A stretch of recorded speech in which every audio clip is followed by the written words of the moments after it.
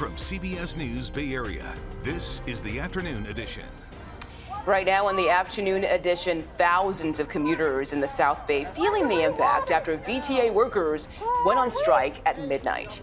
Good afternoon to you. I'm Mugo Odigwe for Ann Makovic. The strike is shutting down VTA light rail and bus service, affecting about 100,000 riders each day. This is the first strike in the agency's history.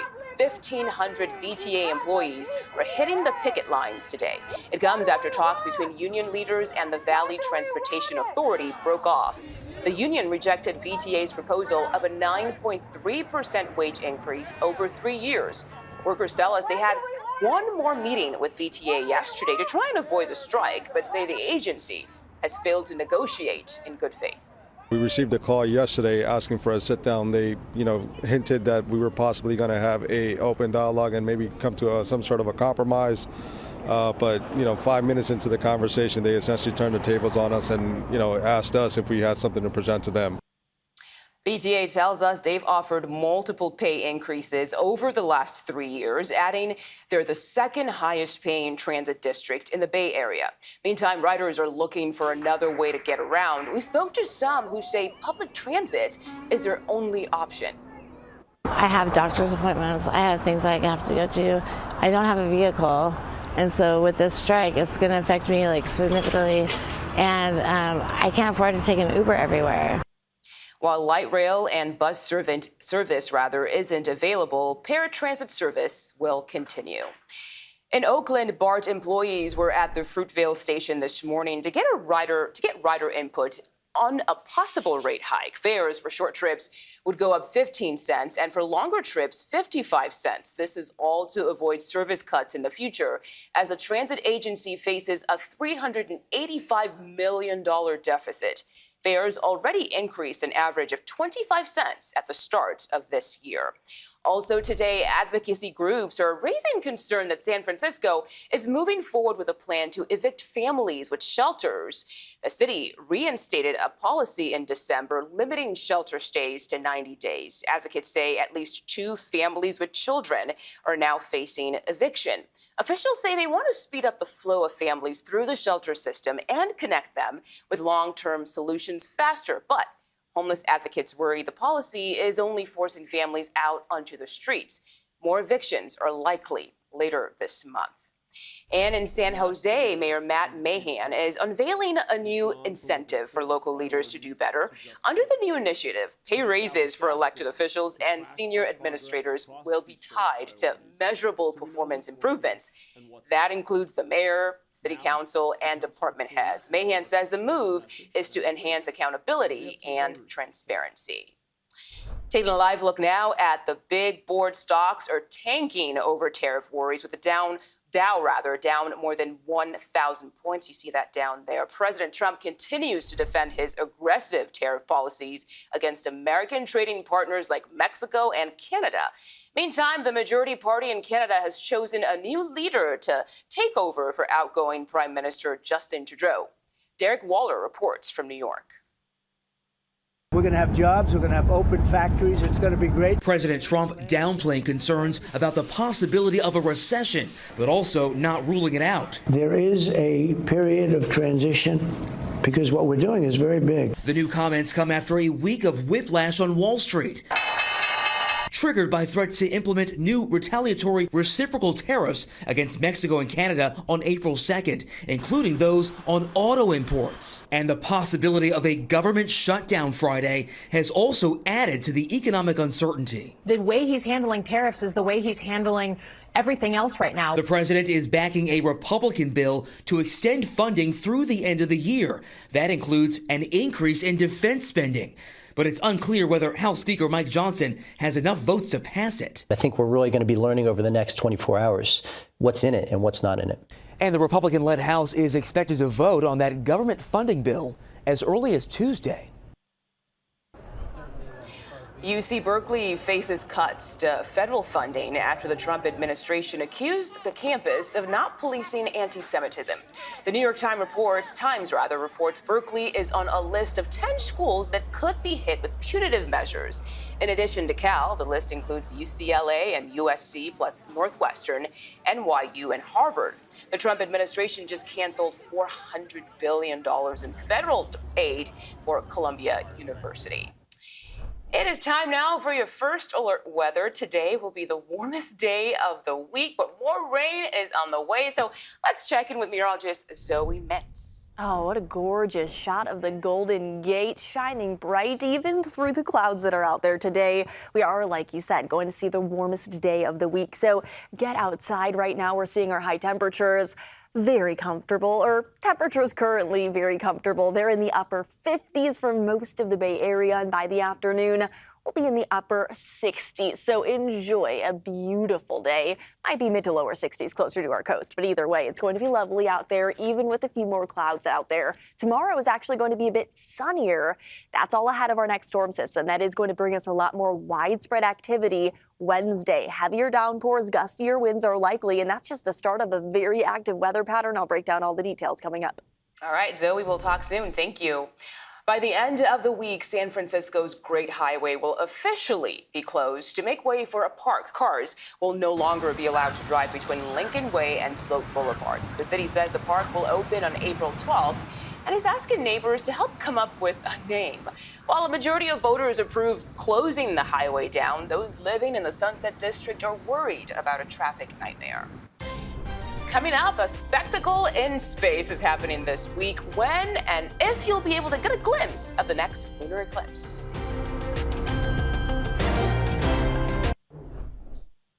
Welcome back. For the first time in years, the Bay Area will be treated to the sight of a total lunar eclipse later this week. Kevin Coe has more on what to expect. Eclipses are spectacular. I mean, the moon kind of slowly slides into the shadow of the Earth and turns red, this blood red color. On Thursday night, the Earth will be directly between the sun and moon. It's pretty dramatic, I think. You know, the moon kind of almost disappears from the sky, but it doesn't. It becomes this blood red color. Ron Hipschman has seen more than a few. The scientist joined the Exploratorium in 1971 and creates science content for the museum in San Francisco. He took us through NASA's Scientific Visualization Studio to map out Thursday's eclipse for the Bay Area. It couldn't be much better for us. Well, maybe not everybody wants it at midnight. I would just go for the umbral shadow, which starts at about 11:26. The center of the eclipse is a minute before midnight, which might be late for some, but will be more accessible than other celestial events. You want to see a meteor shower, you've got to find some dark spot with the right view of the sky. If you want a solar eclipse, you've got to go to the right place, part of the world. But with a lunar eclipse, if it's visible in your area, as long as you have a clear sky and a view, you can enjoy it. Ryan Wyatt is the senior director of the Morrison Planetarium at the California Academy of Sciences. Whenever you look up at the sky, you have this connection to something that's bigger than yourself. And with an eclipse, like, you can start to think of yourself like, oh, I'm on this planet that's orbiting the sun. And we just coincidentally, you know, twice a year, we line up just right with the moon. The whole idea of this cosmic dance that's constantly going on. Unlike a solar eclipse, no protective eyewear is necessary. As long as you can see the moon, you can catch Thursday's lunar eclipse anywhere in the Bay Area. All right, let's take a live look now from our Black Mountain camera. So let's check back in with meteorologist Zoe Metz. Zoe, you heard it right there. You need clear skies, but then you said we're going to see some rain. So any chances of actually seeing the eclipse? Yeah, I mean, it's going to be very iffy. If we are going to be seeing rain that night, you might have to drive a little bit, try to get away from it, and you might have to drive kind of far because, yeah, a lot of rain is on the way, unfortunately. Hey, but we see lunar eclipses every 2 years or so. So you just got to wait 2 more years. You'll see another one. Don't you worry. It's not a once-in-a-lifetime event by any means, but it's just cool. You know, it's also cool, the beautiful day that we're having. It's going to be gorgeous out there. High temperatures today are going to be in the upper 60s for our inland locations and down into the Santa Clara Valley. Mid to lower 60s closer to our coastal communities. But hey, even with a good amount of cloud coverage, we are still above average for most of the Bay Area. Temperatures are going to be slightly cooler tomorrow, even with more sunshine. That's all ahead of an incoming storm system that's going to bring a lot more activity by mid to late this upcoming week. And you might look at this and say, hey, I can see that storm system. That's the one heading our way, right? No, this is actually heading towards Southern California, and it's not going to be impacting us at all, other than bringing us a bit of cloud coverage today. It's a storm system that's up to our north that will be pushing south. And this one will be what's impacting us, bringing us a cool down, bringing us those heavier winds and stronger downpours. That's just the first system in a series that is going to be starting to impact us on Wednesday and then continuing through the later parts of the upcoming week. Again, that swirly whirl off the coast of California, not impacting us. We will be here in the clear in the Bay Area. In fact, even more sunshine tomorrow, even with slightly cooler temperatures. That's ahead of that incoming cold front. So not only is it going to be bringing us those gusty winds, those stronger downpours, it's also going to be bringing us some cooler temperatures. So enjoy the warm air today and enjoy the seasonable temperatures tomorrow, because again, they are not going to stick around for long. Today is going to be filled with more cloud coverage streaming in from the south from that storm system. Tomorrow, a bit more sunshine. That's all ahead again of that incoming line of rain. It's not going to be anything too crazy heavy at first. That stronger line is likely going to arrive though Wednesday afternoon. This is what we're concerned about when it comes to those heavier downpours and those gustier winds. And again, it's the first in a series of storms over the next 7 days. So if we do take a look at our 7-day forecast, it really is a nice start to the week, but it is not going to stay nice for long. Wednesday, that's when it's going to be a rainy day. I would not suggest making outdoor activities. Thursday, to start off, it's actually going to be pretty nice before more widespread activity moves in. Keep an umbrella handy. You'll definitely need it on Wednesday. Back to you. Okay, Zoe, we will enjoy the dry weather while we have it. Thank you. Small businesses at the heart of San Francisco are hit hard by downtown's slow recovery. We're hearing from one legacy business owner who says it's the worst he's seen in decades.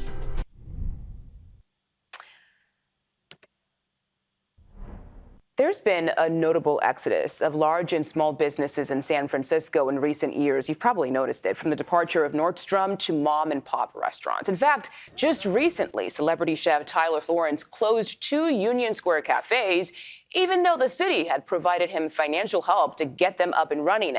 Businesses we spoke to say 5 years after the start of the COVID-19 pandemic, downtown has not fully rebounded. Now, Dalin shows us how some legacy businesses are pivoting and what the city is doing to help.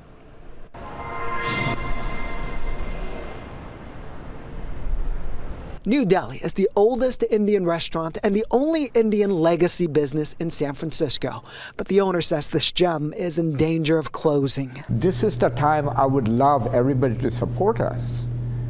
Because once we are gone, you can just say, oh, I wish I came and did. Too late. Too late. Chef and owner Ranjan Day says downtown San Francisco still hasn't recovered from remote work and public safety concerns. January, February has been one of the slowest in 36 years. New Delhi is located 2 blocks away from Union Square and 1 block away from Market Street. He says most nights are very slow. It's partly why nearby Macy's and Bloomingdale's are closing. Nordstrom already left. It is really scary. I have to dip into all my savings. They're all gone. I have to take personal loans left, right, and center to make sure I pay the bills, take care of my staff. The owner of City Sightseeing San Francisco Hop On, Hop Off buses tells me they're missing a big percentage of the Asian tourists, especially from China. This tourism company says they experienced the slowest winter in years. So fewer visitors and locals. That's forced Ranjan to pivot by adding live entertainment on top of great food to attract customers. You know, spicy karaoke. And that's the most deliciousness. Like, you have a few drinks, you can karaoke with a dish of curry, out of tune. That's right. karaoke on every Tuesday and Wednesday nights to draw the younger crowds. The entertainment concept is working great just a block away at John's Grill, also a legacy business over 100 years old. We have bounced all the way back. We have 3 levels rocking every night. We have live jazz music 7 days a week. Live jazz every night. The owner of John's Grill, John Constant Jr., says that's helped them not only to survive, but thrive in this challenging environment. State Senator Scott Wiener is also working on the state level and with the mayor to change the law and allow more businesses to serve alcohol in the downtown area. We're working on turning Ellis Street into an entertainment zone. Ranjan welcomes any solution that can bring people back to the area. I feel we are going to overcome it, but we just need a little help. As a community, we can band together, we can help each other, we can overcome it. Ranjan is hoping longtime customers who haven't been here in a while will return for some delicious Indian food. Now, they haven't done lunch in a while because they don't have enough customers during the day, but they're open for dinner every night starting at 5. A new trend is drawing attention in San Francisco, and we mean that literally. Coming up, a look at the rise of urban sketching. We've all seen flash mobs for dancing, for singing, even for playing music. But have you ever seen one for sketching? Our Itai Had takes us into a new movement sweeping the globe and drawing quite the crowd right in San Francisco.